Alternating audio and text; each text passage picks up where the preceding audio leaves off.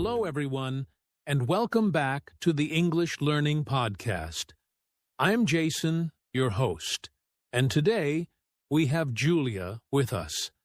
Hi, Julia. How are you today? Hi, Jason. I'm doing great, thank you. And hello to all our listeners. I'm so happy to be here again. We're really glad you're here, Julia. And to all our listeners, welcome. If you are new to our podcast, this is a place where we talk about simple, clear, and fun ways to improve your English step by step. That's right. And today we have a very interesting topic. Train your mouth to talk. Yes, many English learners think speaking is just about knowing words or grammar. But actually, speaking is also about training your mouth, your lips, and your tongue, just like you train your body in the gym. Exactly. If you want to speak English more clearly and naturally, you need to practice how your mouth moves. It's like exercise, but for speaking. So in today's episode, we're going to show you step by step how you can train your mouth to talk better in English. We'll talk about warm-ups, pronunciation practice, tongue twisters, and even daily routines you can follow. And don't worry, we'll keep it simple and fun so you can follow along easily, even if you're just starting your English journey. Great. So, let's get started with today's topic. Why do we need to train our mouth to talk in English? So, Julia, before we teach our listeners the steps, let's start with the big question. Why do we need to train our mouth to talk in English? That's a very important question, Jason. Many learners know English words, they know grammar, but when they try to speak, it feels difficult.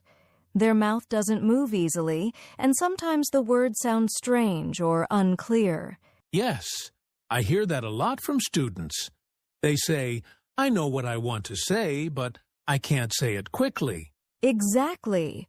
And that happens because speaking is not only about thinking, it's also about muscles. Your lips, your tongue, even your jaw are part of speaking. If you don't train them, they move slowly or in the wrong way. That makes sense. It's like playing football or basketball. You need to train your body. If you never practice, you can't play well in a real game. Right. And in English, some sounds are new for learners. For example, the teach sound in words like think or this. If your mouth is not used to it, you might say sink instead of think. Oh, yes. I've heard that mistake many times. So, training your mouth helps you say sounds more clearly, speak faster, and feel more confident. That's so true.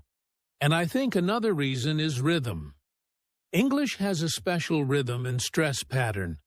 If you don't train your mouth, it's hard to get that natural flow. Exactly. That's why today's topic is so helpful. If our listeners train their mouths step by step, they will notice big changes in the way they speak English. Wonderful. So now that we understand why it's important, let's move to the next part. How is speaking like physical exercise? So, Julia, now that we know why training the mouth is important, I have another question. Can we say that speaking English is like physical exercise? Yes, Jason, I think that's a great way to explain it.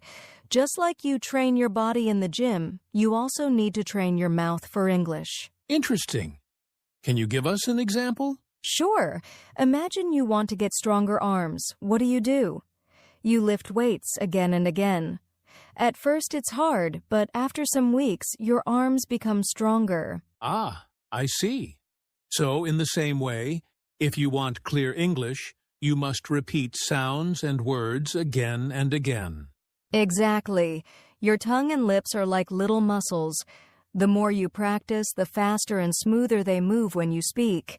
That's a very good picture.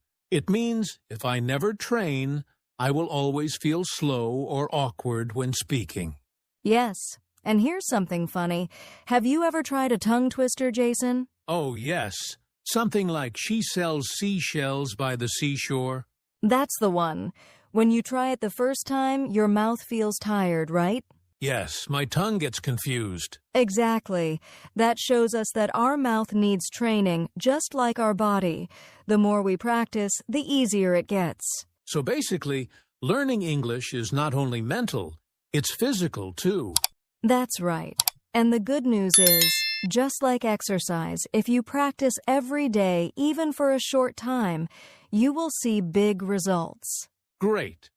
So now, let's look at some common problems learners face when they try to speak English. All right, Julia. So far, we've talked about why we need to train our mouth and how speaking is like exercise. But I think many learners face real problems when they try to speak. What are some of the most common problems? That's a very good question, Jason. I see a few problems again and again with students. The first one is speaking too slowly. Learners know the words, but when they speak, there are long pauses. Yes, I've noticed that too. It's like they are translating from their native language in their head. Exactly. That's problem number 2. Translating instead of speaking directly. When you translate in your mind, your mouth stops moving naturally. Right? And I think another problem is fear. Many learners are afraid of making mistakes, so they don't open their mouth enough. Yes, and that leads to unclear sounds. Some learners speak without moving their lips or tongue much, so the words sound flat or hard to understand. That's a good point. It's almost like mumbling, right? Yes, exactly. Mumbling. And one more problem is rhythm. English has a special rhythm with stressed and unstressed words. If learners don't practice, their speech can sound robotic or unnatural. That's so true. I remember a student who spoke every word with the same stress, like a robot. Once they trained their mouth to follow English rhythm, they sounded much more natural. Yes.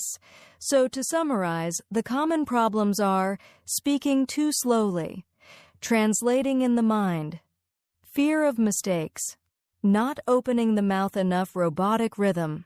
That's a clear list. And the good news is, we can fix all of these problems by training the mouth step by step. Exactly. And that's what we're going to talk about next. Let's begin with the first step, warming up your mouth before speaking. All right, Julia. Now we're moving to the first practical step, warming up your mouth. Can you explain why this is important? Of course, Jason. Just like athletes warm up before exercise, your mouth and tongue need a warm-up before speaking English. It helps your lips, tongue, and jaw move more easily. That makes sense. So, if I warm up my mouth, I can speak faster and more clearly? Exactly. And it's very simple. You don't need any special tools, just a few exercises that take a couple of minutes. Great. Can you give us an example? Sure. First, try moving your lips. Say A-A-E-E-O-O slowly and clearly. Open your mouth wide for A-A, smile for E-E, and round your lips for O-O. Ah, I see. So we are training our lips and mouth muscles with these sounds. Yes. Next, move your tongue. Stick it out and move it left, right, up, and down. This helps your tongue become flexible. Wow, I never thought about moving my tongue like that. That's fun. It is fun and it works. Another exercise is jaw movement. Open your mouth wide, then slowly close it. Repeat this a few times. This helps your jaw feel relaxed and ready to speak. So lips, tongue, and jaw, warm them up for a few minutes every day. That's the key. Exactly. And the best part is, you can do this anywhere, even before a class or a conversation. Just 2 to 3 minutes of warm-up makes a big difference. Fantastic. Now that we know how to warm up, let's move to the next step, practicing sounds and pronunciation. All right, Julia, we warmed up our mouths. What's next? The next step is practicing sounds and pronunciation. This is very important because some English sounds are different from what learners use in their own language. Ah, yes. I know some learners struggle with certain sounds, like teeth or R. Exactly. For example, the T sound in think, or this is difficult for many learners. Your tongue needs to go between your teeth slightly, like this. Think. This. Oh, that's tricky. But I see how practicing it slowly can help. Yes, always start slowly. Another common challenge is the R sound. In words like read or run, the tongue should not touch the roof of your mouth. Just curl it slightly. That's interesting. And what about L? Good question. For L, your tongue should touch just behind your upper front teeth. For example, light, love, little. I see. So, the key is to practice these sounds one by one, slowly at first. Exactly. And the more you repeat them, the easier they become. You can even practice short words or syllables multiple times until your mouth remembers the movements. That makes sense.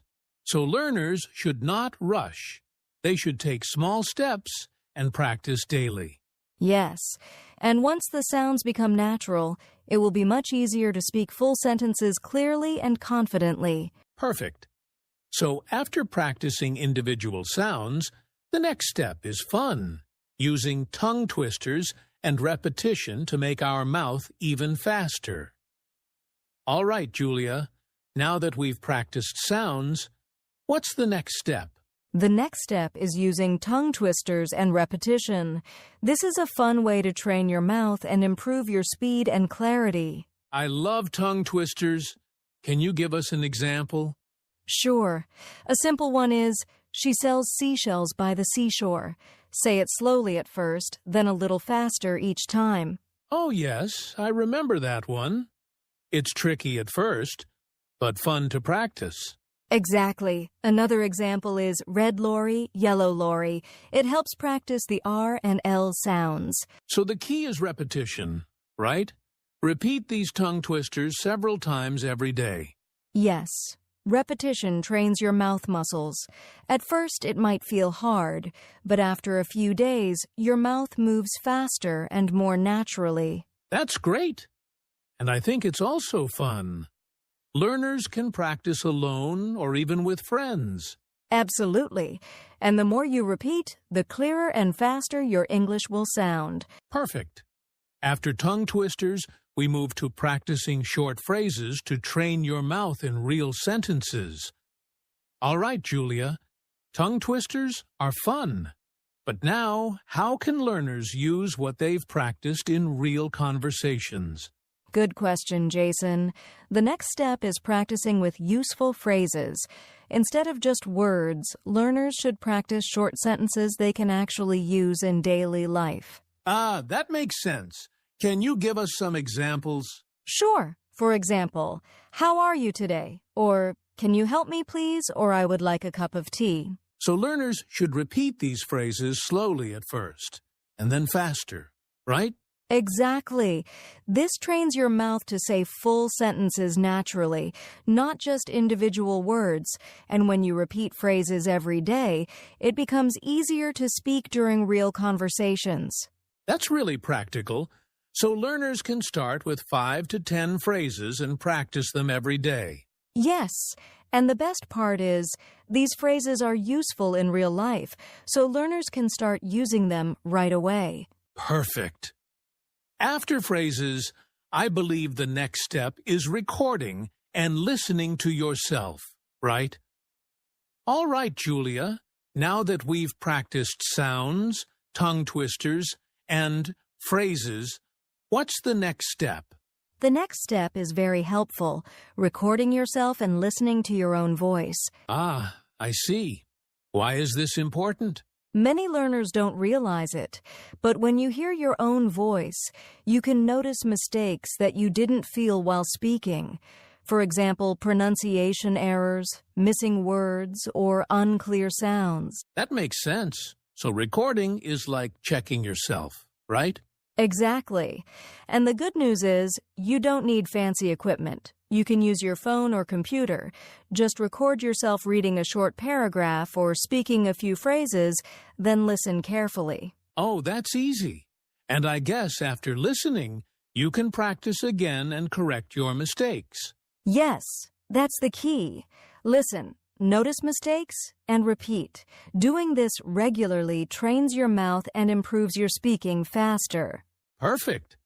And I think it also builds confidence because you can hear your progress over time. Absolutely. Once learners see improvement, they feel motivated to keep practicing every day. Great. So after recording, our next step is shadowing, which is also a very powerful technique. All right, Julia, now we've learned about recording ourselves. What's the next step to train our mouth? The next step is called shadowing. This is a very effective technique to improve pronunciation, rhythm, and fluency. Shadowing? That sounds interesting. What exactly does it mean? Shadowing means listening to a native speaker and immediately repeating what they say, almost at the same time, like a shadow. Ah, I see. So you're copying the sound, speed, and rhythm of a native speaker. Exactly. For example, listen to a short sentence, "I am going to the market today." Then repeat it immediately, trying to match the speaker's speed and intonation. That sounds very useful. And it trains both the mouth and the brain to speak naturally. Yes, at first it might be a little hard, but with daily practice, your mouth becomes faster, your pronunciation improves, and your English sounds much more natural. That's great. And you can shadow anything: podcasts, YouTube videos, or even conversations you hear in real life. Absolutely. Shadowing is one of the fastest ways to improve fluency if you do it consistently every day. Perfect. After shadowing, I think it's important to talk about common mistakes learners should avoid. All right, Julia, before we finish the training steps, let's talk about some mistakes learners should avoid. Yes, Jason. One common mistake is speaking too fast before your mouth is ready. It's better to start slowly and gradually increase speed. Good point. What's another mistake? Some learners memorize words or sentences without practicing the mouth movements. That doesn't help much. You need to actually say the words out loud. Ah, and I think giving up too soon is another problem. Progress takes time, so learners need patience. Exactly. So remember, start slow, practice out loud, and don't give up. Avoid these mistakes, and your mouth training will be much more effective. Perfect advice, Julia. All right, Julia, now that we know all the steps, can you give our listeners a simple daily training plan? Sure, Jason. Here's a quick plan you can follow every day. Warm up your mouth for 2 to 3 minutes. Practice difficult sounds for 2 to 3 minutes. Repeat a few tongue twisters for 2 minutes. Practice 5 to 10 useful phrases for 2 minutes. Record yourself or do shadowing for 2 to 3 minutes. Wow, that's just 10 to 15 minutes a day, but it covers everything. Exactly. Consistency is more important than long practice. Just a few minutes every day makes a big difference over time. Perfect. Now let's talk about motivation and why this really helps in real life. Julia, we've talked about all the steps and a daily plan. But why is this so important in real life? Great question, Jason. Training your mouth is not just about speaking clearly, it's about confidence. When you can speak naturally, you feel more confident in conversations, interviews, or even meeting new people. Yes, I agree. And it also helps you understand others better because your mouth and ears are trained together. Exactly. And remember, every little practice counts. Even 10 minutes a day can help you speak faster, clearer, and more confidently in real situations. That's motivating, Julia. Listeners, if you follow these steps consistently, You will notice a big improvement in your English speaking. All right, Julia, it's time for a fun challenge for our listeners. Yes, here's a simple one. Pick 3 tongue twisters and 5 useful phrases from today's episode. Practice them every day for 1 week. And don't forget to record yourself or try shadowing a native speaker while practicing. Exactly. At the end of the week, listen to your recording and notice how much clearer and faster your English sounds. That's a great way to see progress and stay motivated. So, listeners, take the challenge and have fun with it. All right, Julia. That's it for today's episode on Train Your Mouth to Talk in English. Yes, Jason. I hope our listeners learned some useful tips and feel ready to practice every day. Remember, listeners, speaking English clearly is like exercising your mouth.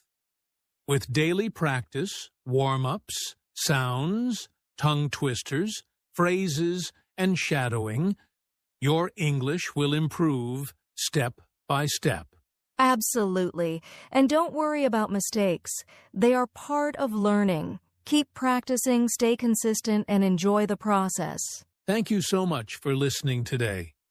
If you liked this episode, don't forget to subscribe, share with your friends, and leave a comment. We'd love to hear about your progress. Yes, and we'll see you in the next episode with more tips to improve your English. Keep practicing and have a great day.